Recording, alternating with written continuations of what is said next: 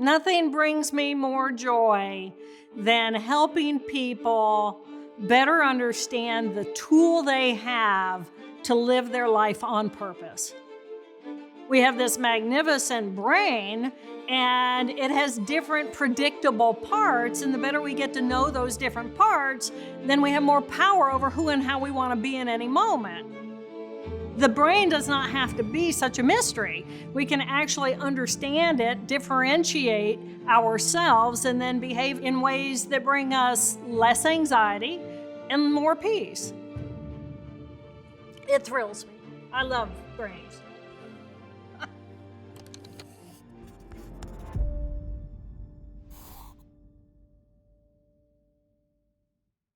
I am Dr. Jill Bolte Taylor. I'm a neuroanatomist and the author of My Stroke of Insight and Whole Brain Living.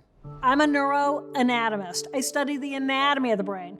So I can visualize in my brain the circuits of how all the information comes in order for me to be able to have a perception of reality. When we look at the human brain, it has emotional tissue in the right hemisphere and the left hemisphere, and it has thinking tissue in both the right hemisphere and in the left hemisphere. So we end up with these 4 very specific groups of cells, modules of cells, that result in very specific skill sets, resulting in very specific personalities that we all exhibit. So we have left thinking, that is structured and organized, and it's what we call our rational thinking brain. It categorizes and organizes. It has language, the ability to create sound, and then another group of cells places meaning on top of that. I know when I'm being analytical and I'm being structured and organized and I'm planning things for the future, or I'm counting 1 + 1 = 2, I know that that's my left thinking portion of my brain. The left emotional part of our brain has miraculously stepped out of the present moment consciousness and given us the ability to remember things from our past or to project ideas into the future. Now, with that, I can create an individuation as well as the linearity across time. And now, because I have linearity across time, I can learn from my past experiences. The right emotional part of my brain is then, how does it feel to be in my body in the present moment? What does it feel like when I dive into the water and I feel the pressure push against my body? What does it feel like to feel water as wet? I'm not on the clock, I'm lost in the flow, I've got this excitement, and I have a level of curiosity. And then my right thinking tissue is simply the consciousness of me, big as the universe, connected to all that is, and this immense sense of gratitude that I exist at all. Oh my gosh, I'm alive. We are living creatures made up of these magnificent cells, and there's an awe and a wonder and this deep sense of gratitude. Once you start realizing the 4 different characters inside of yourself and being able to recognize those in others, you can't not see it anymore. And once you understand it, it's like, I have so much more power over what's going on inside of my brain than anybody ever taught me. Wow. And it's beautiful. So I grew up to study the brain because I have a brother who's diagnosed with the brain disorder schizophrenia. So my focus was on, how does our brain create our perception of reality? Because my brother's perception of reality was so different from mine. And so I was teaching and performing research at Harvard Medical School. And at the age of 37, I woke up one morning and I had a major hemorrhage happening in the left hemisphere of my brain. My brain says, oh my gosh, I'm having a stroke, I'm having a stroke. And then another part of my brain is saying, wow, this is so cool, I'm having a stroke. How many brain scientists have the opportunity to study their own brain from the inside out like this?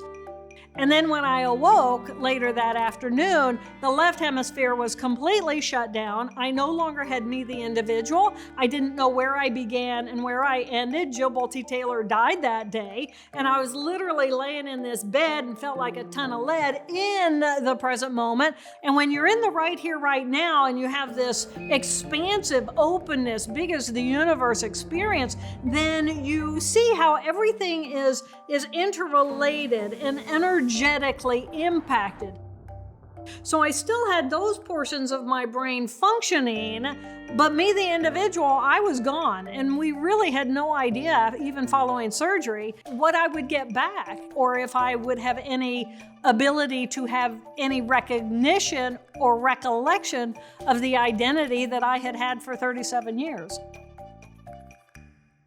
So what the stroke gave me was this new introduction to the depth of these emotions. However, my sadness, my grief is a whole body, whole envelopment, and it takes you to your knees and it takes you to the floor, and you just flood with this incredible emotion. And wow, I feel this because I loved. This is the beauty of being alive, but it's not designed to be a lifestyle. It's designed to be information that I can then learn from and hold on to and find meaning in my world. The emotions, the power of the emotions are so beautiful, so rich, so everything, that without them, we would be 1 + 1 = 2, and who really cares? It took 8 years for me to completely recover all function. I knew that I had completely recovered when that organizational part of me came back online and said, now I want to be the boss again.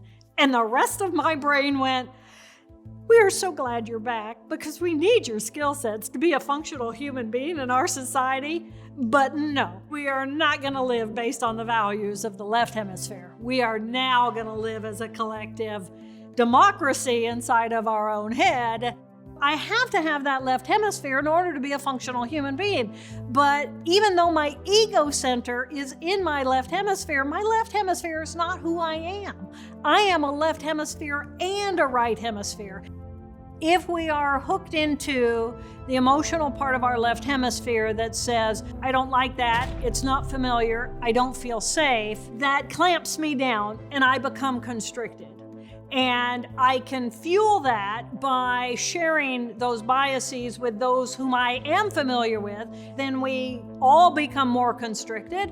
We all become more rigid. We all become more we versus they. Yet we have the capacity to say, I am a part of a magnificent collective whole in relationship to a magnificent world. And as we engage with the world in a healthier way, the world becomes healthier.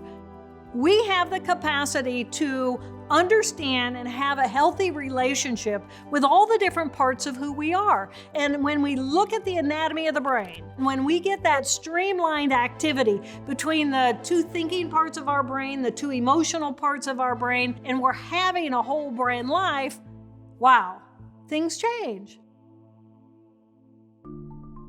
I think the first thing we need to do is be willing and open to explore what's going on inside of our own head. Get to know who you are. Get to know your 4 characters. Get to know how they engage in your life, who they have relationships with, how they feel inside of your body. How much time do you want to spend in each of these 4 different parts? Once you know that, then you can create a negotiation. And to me, that's personal freedom, to be able to know I have the power to choose moment by moment who and how I want to be, regardless of my external circumstance. And it's a wonderful, wonderful way of being.